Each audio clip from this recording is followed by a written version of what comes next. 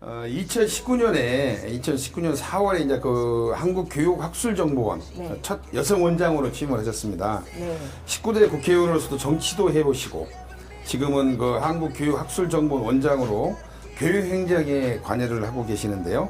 두 가지를 다 해보시지 않습니까? 네. 아무래도 이제 교육 분야 전문가로서 더 많은 도움이 되셨는지 어떻습니까? 사실은 원장님을 교육 분야의 전문가라고 이렇게 칭하거든요. 네. 예. 이제 국회에 4년간 예. 있을 때에도 교육 상임위를 내내 했어요. 그렇죠. 다른 예. 상임위를 옮기질 않았습니다. 그래서 교육 문제 국가 정책 수립하는 데 기여를 했고요. 그다음에 이제 지금 가 있는 한국교육학술정보원에서는 17개 교육청 업무를 지원합니다. 그래서 유초등고, 그러니까 유치원에서부터 초중고를 거쳐서 대학까지 모든 업무를 지원해서 제가 굉장히 여러 가지 업무를 합니다. 그러다 보니까 사실 저희 한국교육학술정보원에 문제가 생기면 대한민국 교육이 멈춥니다. 그런 각오로 일하지 않으면 버텨낼 수가 없습니다. 정말 그때는 우리가 멈칫하면 대한민국 교육이 그 중단에 빠진다. 그렇죠. 그리고 그 교육의 그 중단에 빠졌던 국가들이 대부분이었습니다. 네. 그래서 세계에서 10억 명의 아이들이 학교를 가지 못했어요. 그러나 저희는 이제 원격으로나마 교육의 중단을 그 막을 수 있었고 또 이제 그때 그 경험이 어려웠지만 그 데이터가 2년 동안 축적되온 데이터가 우리 교육을 저는 이제 앞으로 진짜 바꿔줄 거라고 믿습니다. 예. 그래서 그 데이터에 입각해서 우리 아이들에게 맞춤형 학습을 제공할 수 있는 어찌 보면 좋은 그 위기가 기회가 저는 됐다라고 생각을 하고요. 우리 대한민국 컨텐츠의 힘을 이제 우리가 최근에 보고 있지 않습니까? 네. BTS라든가 또 오징어 게임 이런 데서 이제 대한민국 컨텐츠. 그래서 우리 교육 컨텐츠를 좀 세계로 내보내자. 네. 개도국의 그 교육부 장관들은 우리가 빈곤을 극복하고 지금의 선진국이 된 것은 교육의 덕이다. 이렇게 보시거든요. 그래서 대한민국의 교육 방식을 배우고 싶다. 정말 선생님들 고생 많으셨어요.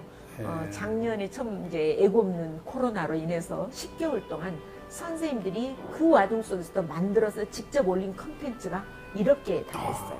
그러니까 대단한 그렇죠. 그 열정을 예. 보여주신 거고 그 이렇게 컨텐츠는 정말 소중한 그 경험입니다. 그래서 이제 앞으로는 디지털 리터러시라고 하는 게 이제 대세예요. 그래서 예. 문해력이라고 하는 게 과거에는 읽고 쓰기였는데 이제는 디지털 능력이 있느냐 없느냐. 그래서 디지털 문해력이 이제 그 경쟁력을 좌우한다라고 하는데 선생님들이 고생하신 덕분에 우리 학생들의 디지털 문해력도 올라갔고 또 선생님들의 디지털 문해력도 올라간 거죠. 또 그러면서 결국 대한민국의 경쟁력을 올리는데 기여하지 않으셨을까 예. 싶습니다.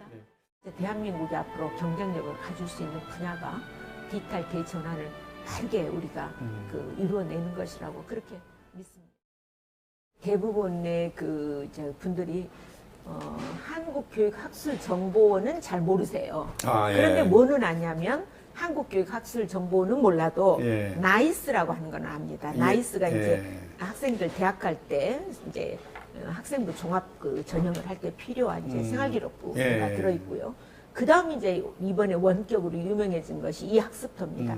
아까 이제 제가 컨텐츠 5분짜리로 네. 그 학년별로 전부 다 시수를 구분해서 해놓은 이제 컨텐츠의 저장소가 이 학습터인데요. 네. 이번에 이제 그 코로나 덕에 이 학습터가 떴지요. 유명해진 예, 예. 그래서 이 학습터를 많이 이제 말씀을 그 하세요. 그리고 이제 제가 보기에도 그 이 학습터가 앞으로 이제 그 우리 학생들의 그 역량을 많이 그 키워줄 겁니다. 그러니까 이제 등교를 하더라도 선생님께서 집에서 숙제로 이 학습터에 어디 챕터를 내일은 보고 오세요 하면 그것이 5분 정도 되거든요. 그럼 5분 정도 안에 기본 컨셉을 익히고 옵니다.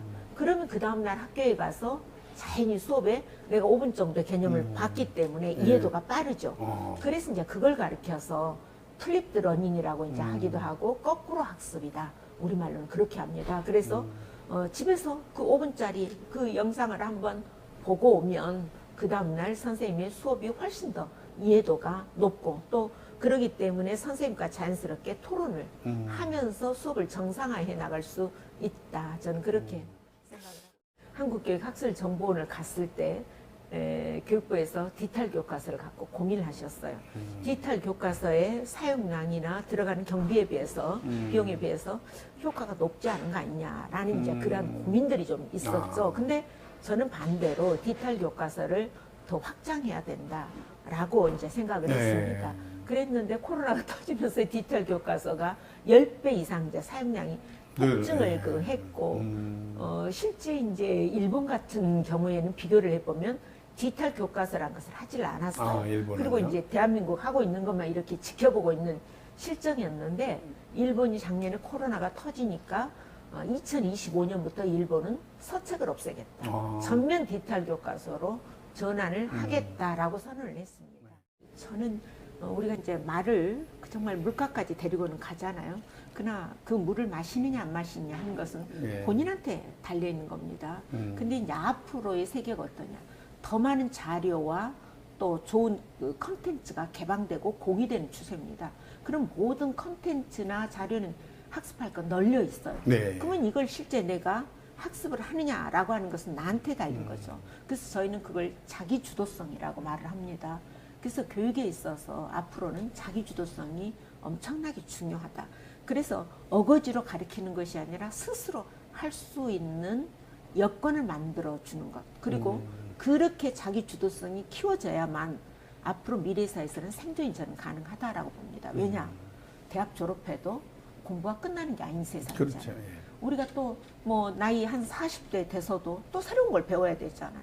저도 지금 뭐 이 나이가 돼서도 또 새로운 걸 또 학습해야 되는 거고 그런 걸 보면 그 배우고자 하는 자기 주도성이 굉장히 중요합니다. 그래서 요즘은 제가 이제 어디 일간지에 그런 말을 썼어요. 교육의 해체다. 기존 교육이 가르치고 감독하는 것이라면 학습을 하도록 감독하는 것이라면 그것이 아니라 이제는 스스로 할 수 있도록 배움의 길로 그래서 학습이라는 말로 가야지 감독하고 이렇게 강제하는 그런 교육은 달라져야 된다. 그런 생각을 하고 있습니다. 네. 제 19대 국회의원 시절에 네. 지방대 지역 균형인재 육성법이라는 조례를 발의를 하셨어요. 법을 내셨어요. 근데 이게 이제 통과가 돼가지고 실제로 지금 요즘에 많이 덕을 보고 있거든요. 실제로 우리 공공기관 16개 공공기관에 있는 그 우리 인재들이 약 35% 정도가 우리 지역 인재를 좀 채워주고 있지 않습니까? 그렇습니다. 그 당시에 의원님께서 그 당시 의원님이셨으니까 어떻게 이런 생각을 좀 하셨습니까? 저는 사실 제가 이제 그 의원을 이제 정치를 출마하면서 제가 공약으로 내걸었어요. 나는 지방대학을 살리고 내가 지방대학 교수였기 때문에 우리 대학 현실을 너무나 안다.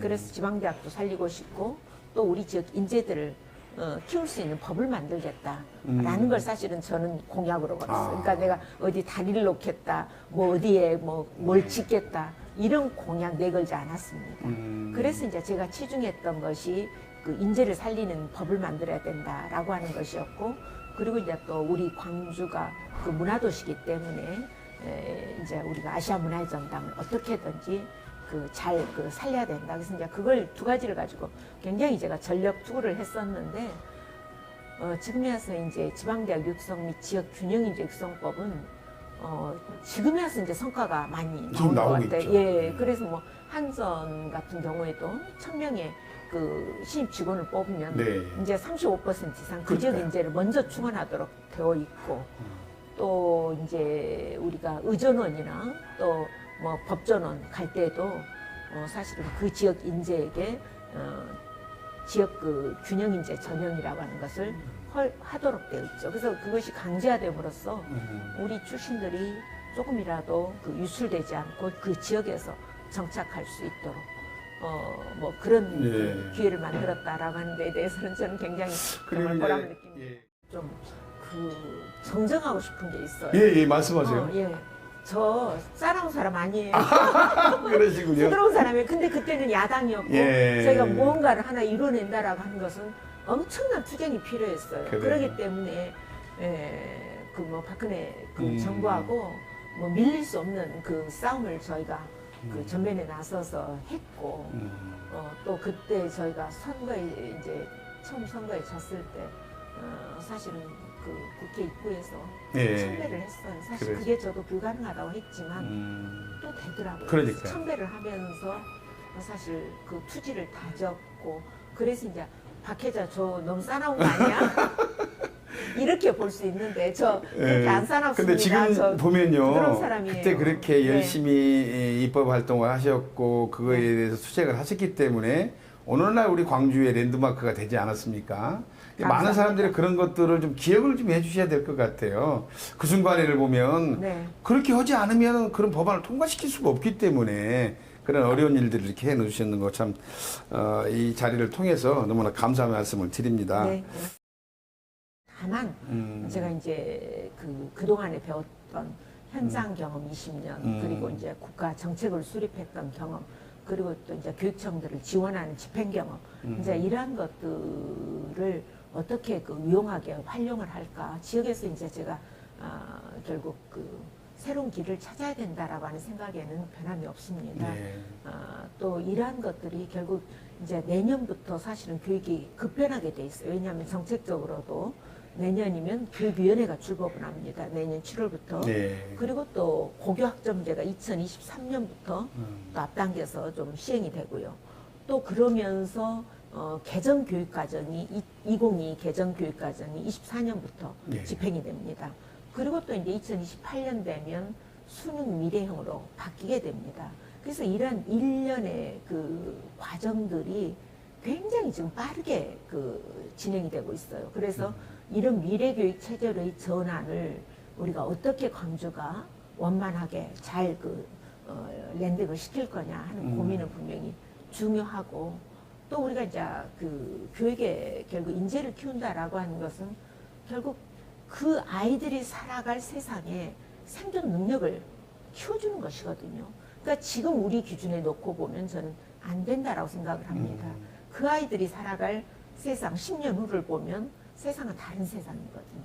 그때의 직업은 지금의 65%의 아이들은 지금 우리가 상상도 못한 직업에서 일하게 될 거라는 것이 미래학자들의 얘기이기 때문에 우리가 미래교육에 대한 대비를 해나가는 것은 굉장히 중요합니다. 그래서 그렇죠. 그런 점에서 저는 지역사 의제를 던지는 일을 계속 하겠다 예. 그런 생각은 하고 있습니다.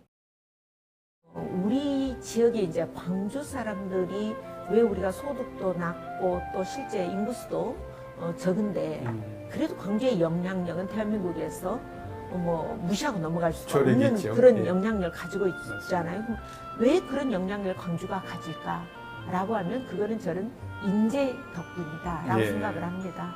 그래서 지금까지 광주가 배출해온 인재들이 결국은 그 영향력을 확장해 왔던 것이고 우리한테도 똑같이 또 그 책임이 있습니다. 우리 다음 세대들에게 그 인재를 키워서 광주의 영향력을 확대해 갈 수 있도록 하는 것은 또 우리가 선배들로부터 받은 그 책임이다라고 생각을 하고요. 자치단체 장들께서도 교육에 특히 관심을 가져주셔야 한다. 네. 그래서 교육에 대한 광주 시민들의 전적인 관심 그리고 소문이 필요하다. 그렇게 믿습니다.